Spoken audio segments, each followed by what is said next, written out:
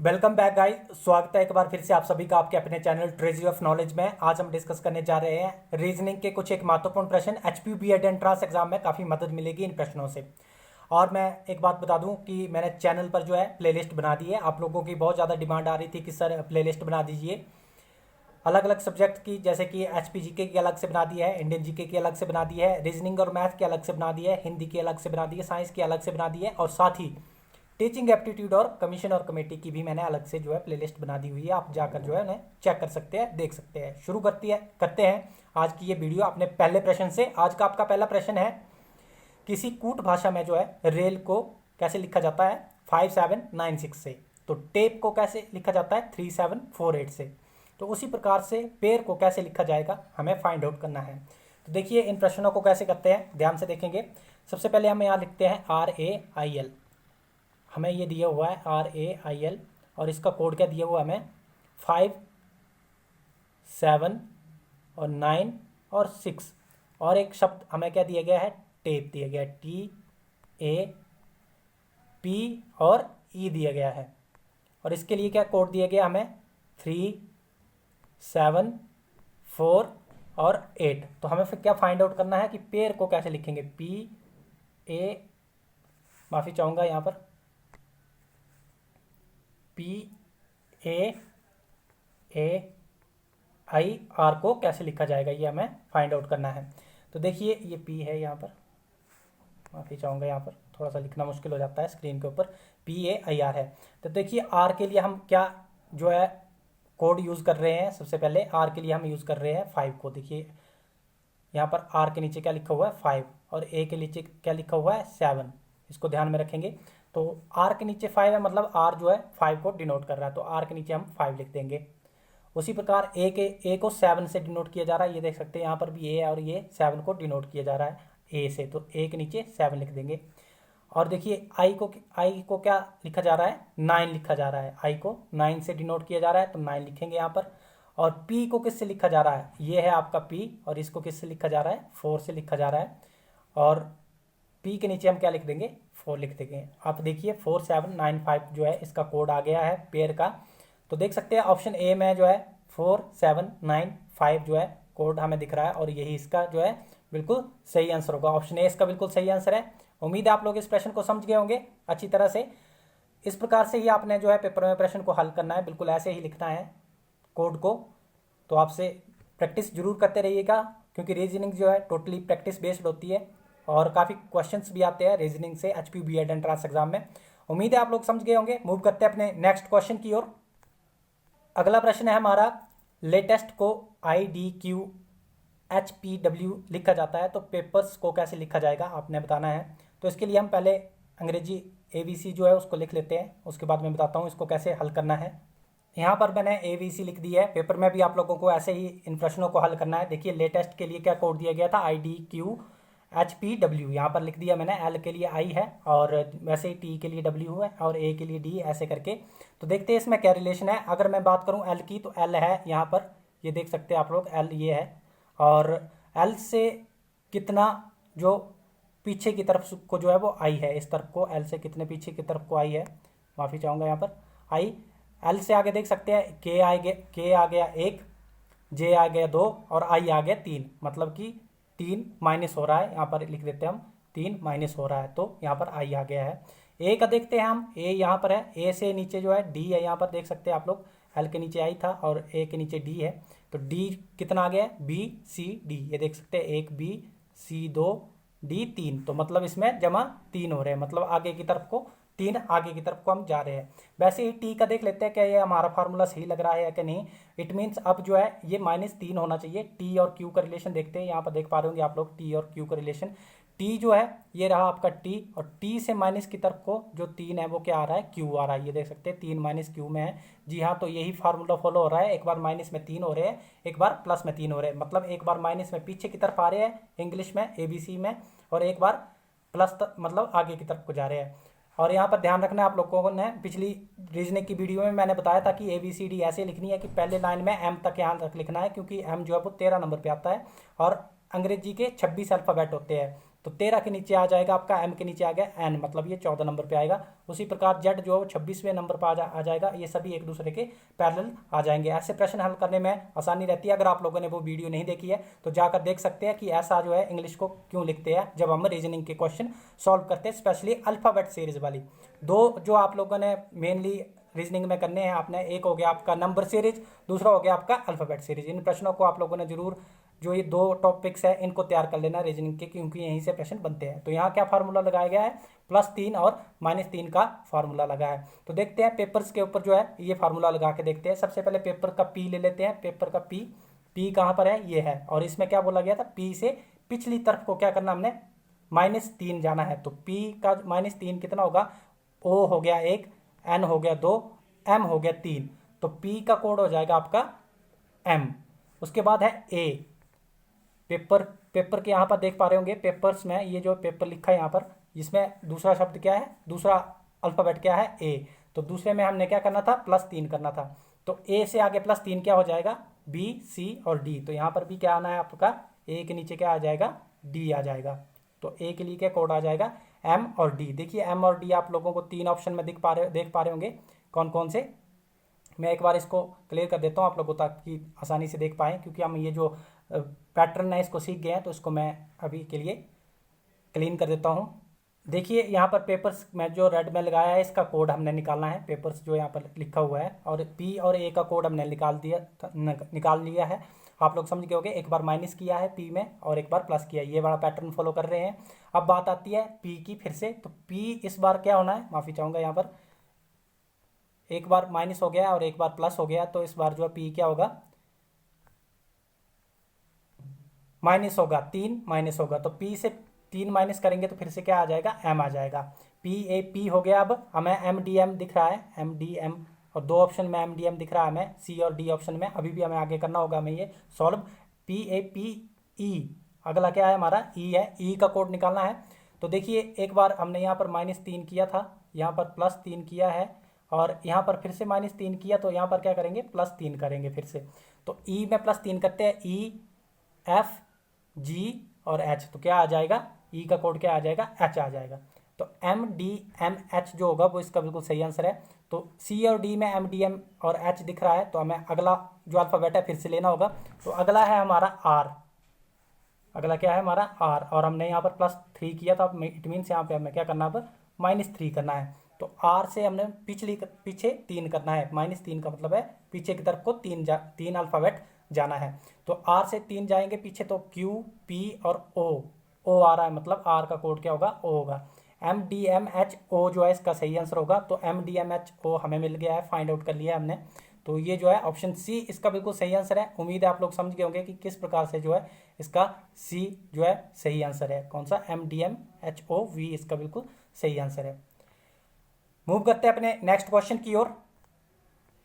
अन्य से कौन सा अलग है। देखिए ऑप्शन ए है 11, ऑप्शन बी है 21 और सी है 31 और 41। देखिए यहाँ जो आप लोगों को 3 ऑप्शन दिख रहे होंगे, ये क्या है, प्राइम नंबर्स है। प्राइम नंबर्स क्या होते हैं, आप लोग बोलेंगे प्राइम नंबर को हिंदी में बोलते हैं अभाज्य संख्या। और अभाज्य संख्या कौन सी होती है, जो केवल खुद से विभाजित होती है, मतलब खुद से ही डिवाइड होगी, और या तो 1 से डिवाइड होगी बस, और कोई भी जो है अभाज्य संख्या नहीं होती है। जो खुद से डिवाइड होती है उनको जो है अभाज्य संख्या या प्राइम नंबर्स कहा जाता है। जैसे कि आप लोग सोच रहे होंगे कि कैसे, मैं बताता हूँ। देखिए यहाँ पर 11 लिखा हमने, तो 11 जो है वो किसी से भी नहीं कटता। आप लोग काट के देख लीजिए, जैसे कि 3 तिके 9, 3 × 3 9 हो जाते हैं, और अगर हम बात करें 4 × 3 तो कितने हो जाते हैं, 12 हो जाते हैं, बढ़ जाते हैं। तो इट मीन्स 11 जो है वो कट नहीं रहा है पूरा। तो ये एक प्राइम नंबर है। 11 जो है 11 से ही कटेगा, जैसे 11/11 करेंगे तो ये 11 × 11 ऐसे कट जाएगा। लेकिन इसलिए ये जो है एक प्राइम नंबर है, 11 जो है एक प्राइम नंबर है। अगर मैं बात करूं 21 की, तो 21 जो है एक ओड नंबर है, जिसको क्या कहते हैं, विषम संख्या है। तो 21 जो है प्राइम नंबर नहीं है, क्योंकि ये 21 जो है कट जाता है किससे, 7 से कट जाता है, 3 से कट जाता है, क्योंकि 7 तिके 21 होता है। कितने, 21 को अगर हम 7 से काट सकते हैं, 7 × 21 3, या तो फिर 21/3, तो ये 7 से कट जाएगा ऐसे करके। तो इट मीन्स ये क्या है, एक ओड नंबर है और ये प्राइम नंबर नहीं है। अब हमें देखना होगा कि बाकी जो ये प्राइम नंबर है, अभाज्य संख्या है या नहीं। 31 देख सकते हैं आप, 31 किसी के भी पहाड़े में नहीं आता है, किसी के भी टेबल में नहीं आता है 31। अगर मैं 41 की बात करूं तो 41 भी किसी के टेबल में नहीं आता है, 41 भी किसी से नहीं कटता है, केवल खुद से ही कटता है। तो यहाँ पर 3 प्राइम नंबर मिल गया हमें, ऑप्शन ए 11, ऑप्शन सी 31 और ऑप्शन डी 41। तो यहाँ हमें पूछा गया कि इन सब से डिफरेंट कौन था, तो इन सब में डिफरेंट कौन सा था, ऑप्शन बी। ऑप्शन बी जो है एक ओड नंबर है, बाकी 3 जो है एक प्राइम नंबर्स है। मतलब कि 21 जो है वो विषम संख्या है, जबकि 11, 31 और 41 जो है अभाज्य संख्या है। तो इस प्रकार 21 जो है इन सभी से अलग हो जाता है। उम्मीद है आप लोग समझ गए होंगे। मूव करते हैं अपने नेक्स्ट क्वेश्चन की ओर। अगला प्रश्न है हमारा रिलेशन से कि भोजन जो है वो पेट से संबंधित है। हम जब खाना खाते हैं तो पेट में जाता है और वहाँ पे क्या पाचन शुरू हो जाता है। उसी प्रकार ईंधन कहाँ जाता है, देखिए ईंधन जो है वो जहाज में भी जो है फ्यूल पड़ता है तभी जहाज उड़ते हैं। ईंधन जो है वो ट्रक में भी पड़ता है तभी जो है ट्रक जो है चलते हैं। और अगर बात करूँ मैं ऑटोमोबाइल की, तो ऑटोमोबाइल जो है एक मैन्युफैक्चरिंग है, कंपनी है। ऑटोमोबाइल एक सेक्टर है, फील्ड है।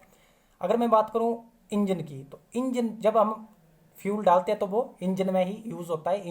इंजन ही है जो फ्यूल की खपत करता है। जैसे भोजन की खपत कौन करता है, पेट में पचता है हमारा भोजन। उसी प्रकार ईंधन जो है, फ्यूल जो है वो कहाँ पचता है, इंजन में पचता है।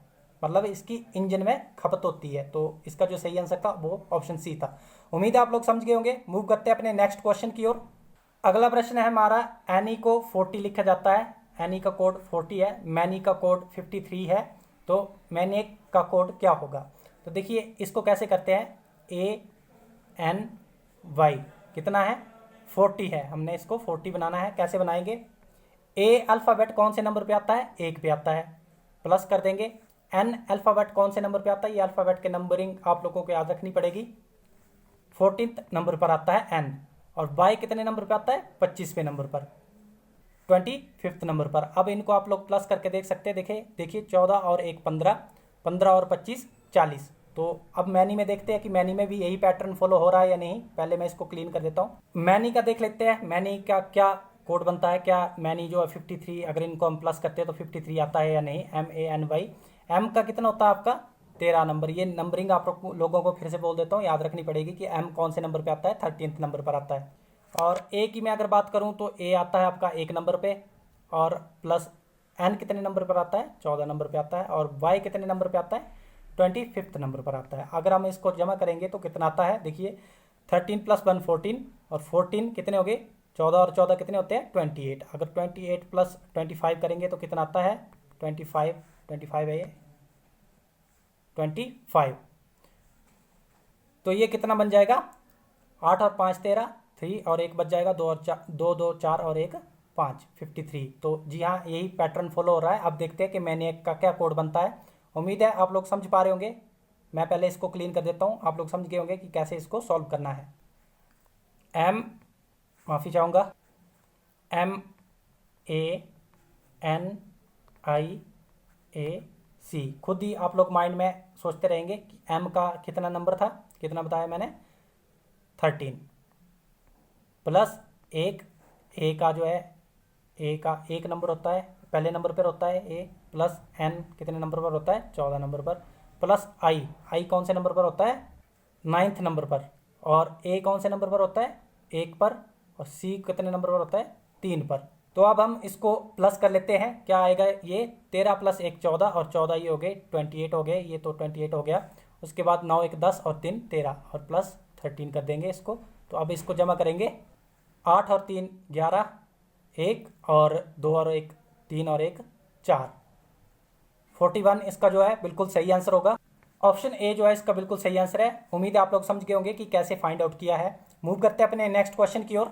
अगला प्रश्न है हमारा कि 325 जो है 259 से रिलेटेड है, 259 जो है 204 से रिलेटेड है, और 204 जो है 160 से रिलेटेड है, और 160 जो है 127 से रिलेटेड है। तो उससे आगे क्या आएगा, देखिए अगर हम 325 को माइनस करेंगे 259 से तो कितना आता है आपका 9 और 6 15 हो जाते हैं, और 6 बचेगा यहाँ पर 11 और 11 और 5 कितने माइनस करेंगे, तो माइनस करना है हमने इसको, यहाँ पर माइनस का साइन है, ये माइनस करेंगे तो कितना आ जाएगा 6 आ जाएगा। तो 66 आ गया। उसके बाद 259 तक हम पहुँच गए, इसका आया है 266। अगर हम 259 को ही 204 से माइनस करते हैं, 204 से माइनस करते हैं, -204, तो कितना आ जाएगा, 9 से 4 जाते हैं तो कितना बचता है 5, और यहाँ पर 5 और 2 और 2 जीरो जाते हैं तो 5 आ रहा है। यहाँ पर कुछ रिलेशन बन पा रहा है, देखिए 204 को अब माइनस करते हैं, यहाँ पर 204 माइनस 160, तो कितना आ जाएगा, ये जीरो है, कितना आ जाएगा 4, और ये 10 में से 6 जाएंगे तो 4 आ जाएगा। देख पा रहे होंगे आप क्या क्या यहाँ पर डिजिट बन रहे हैं, यहाँ पर बन रहा है 66, यहाँ पर बन रहा है 55, यहाँ पर बन रहा है 44, तो इसी प्रकार से रिलेशन आ रहा है। तो इससे पीछे क्या आना चाहिए, अब 33 आना चाहिए, और उससे पीछे क्या आना चाहिए, फिर 22 आना चाहिए। देखिए सेम सेम डिजिट आ रहे हैं, 66, 55, 44, 33, 22, तो ऐसा रिलेशन होना चाहिए। तो इसको एक बार मैं क्लीन कर लेता हूँ। अब चेक करते हैं हम अगला, जो हमारा 160 है, इसको 127 से अगर हम माइनस करेंगे, 10 में से 7 जाएंगे, माइनस कर रहे हैं हम, 3 बचते हैं, और यहाँ पर 5 बचा था, 5 में से 2 जाएंगे तो 3 बचेंगे, 33 आ गया।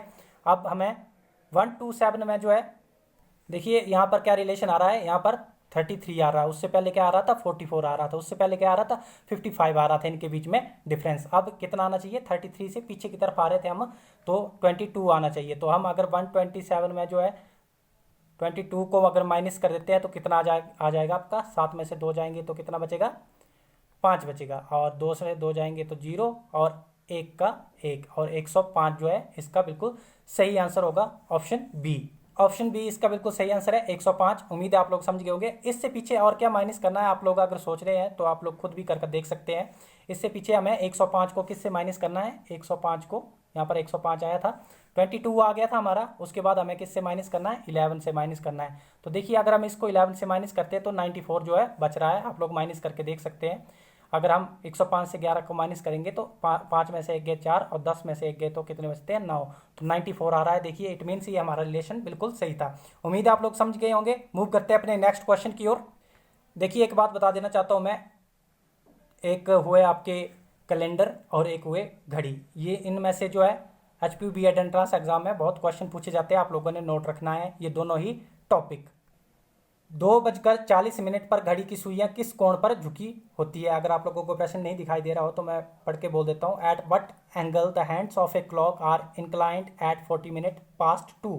तो 2:40 पर जो घड़ी की सुइयों के बीच में कौन सा कोण होगा, ये पूछा जा रहा होगा, मतलब पूछा जा रहा है। तो इन प्रश्नों को करने के लिए डायरेक्ट आप लोगों को जो है फॉर्मूला याद रखना होगा, क्योंकि ये जो है पिछली बार जो है 2021 के जो पेपर था उसमें ये प्रश्न आया हुआ था। तो इसका जो फॉर्मूला वो क्या है मैं बता देता हूँ। आपने 11 को गुणा करना है किससे, देखिए एम से मैं मिनट डिनोट कर रहा हूँ, जितने मिनट दिए हुए हैं यहाँ पर 40 मिनट दिए हुए तो हम ऊपर 40 रखेंगे। ये फार्मूला आपने जैसा मैं बता रहा हूँ ऐसे ही याद रखना है।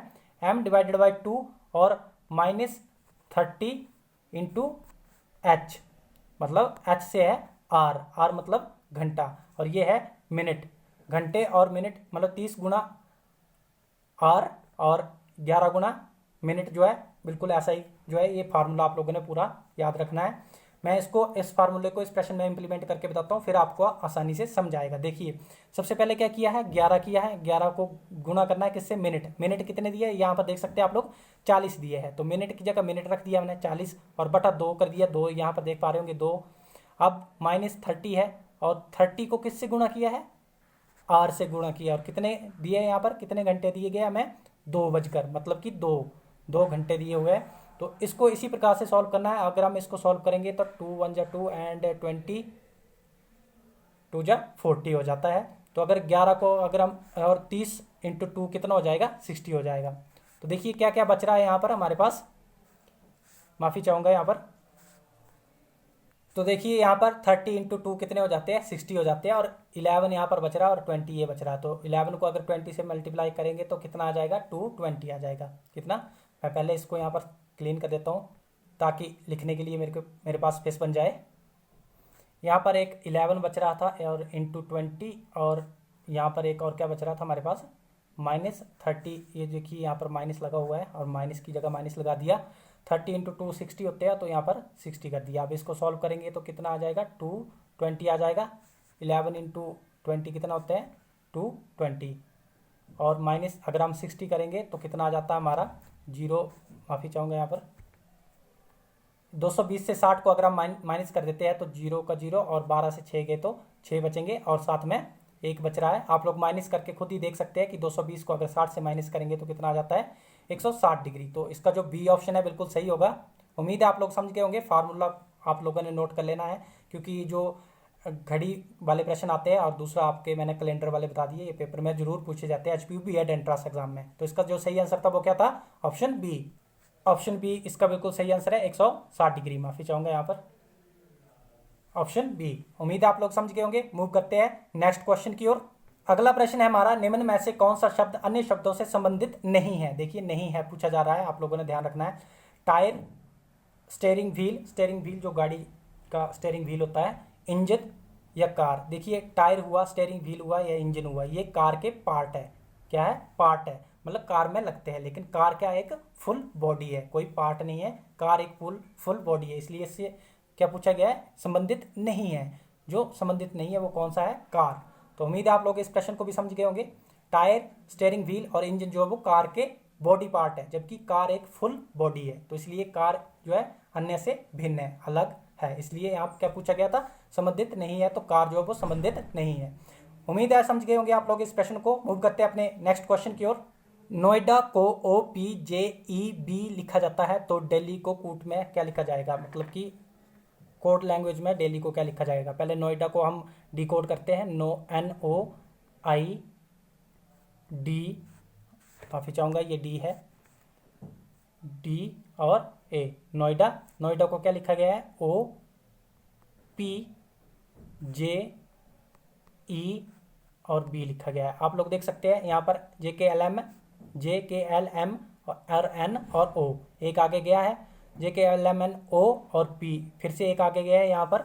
ऐसे ही ABCDEFGHI और I से आगे J, ABCD, ये देख सकते हैं D और D से आगे E, मतलब एक एक आगे लिया है। जैसे A के आगे B आता है तो एक अक्षर आगे लिया गया। हमने दिल्ली में भी वैसा ही करना है। हमने यहाँ लिख लेते हैं, यहाँ पर क्या लिख लेते हैं, DELHI लिख लिया हमने इससे एक एक अल्फ़ाबेट आगे लेना है। D से आगे क्या आता है, ABCDE आता है, तो E जो है स्टार्ट हो गया इसका कोड E से। और ABCD की E के आगे क्या आता है, ABCDE और F आता है। E से आगे कौन सा अल्फ़ाबेट आता है, F आता है। और L से आगे कौन सा आता है, ABCDEFGHIJKL, L के आगे आता है आपका M, और ABCDEFGH के आगे क्या आएगा, I आएगा, और I के आगे क्या आएगा, J आएगा। तो इसका क्या कोड हो गया, EFMIJ। तो EFMIJ कौन से ऑप्शन में है, EFMIJ ऑप्शन सी में आप लोग देख पा रहे होंगे। अगर आप लोगों को क्लियर नहीं दिख रहा है तो ऑप्शन सी में जो है इसका बिल्कुल सही आंसर है, EFMIJ। आप लोगों को जो है ये पैटर्न पता चलना चाहिए कि सॉल्व कैसे किया। ऑप्शन का कोई बात नहीं, अगर आप लोगों को नहीं दिख पा रहा है, आप लोगों को ये समझ आना चाहिए कि जो प्रश्न है वो कैसे सॉल्व किया गया है। उम्मीद है आप लोग समझ गए होंगे। मूव करते हैं अपने नेक्स्ट क्वेश्चन की ओर। अगला प्रश्न बहुत ही प्यारा प्रश्न है, बड़ी बार पूछे भी जाते हैं। देखिए, विद्यालय की मध्य अवधि में परीक्षा में ज़्यादा टेंशन नहीं लेनी है, कोई पेपर हो रहे हैं और राम के अंक मोहन से कम है। देखिए राम के अंक मोहन से कम है, इन प्रश्नों को कैसे लिखते हैं, कैसे सॉल्व करते हैं, मैं बताता हूँ। देखिए राम के अंक मोहन से कम है।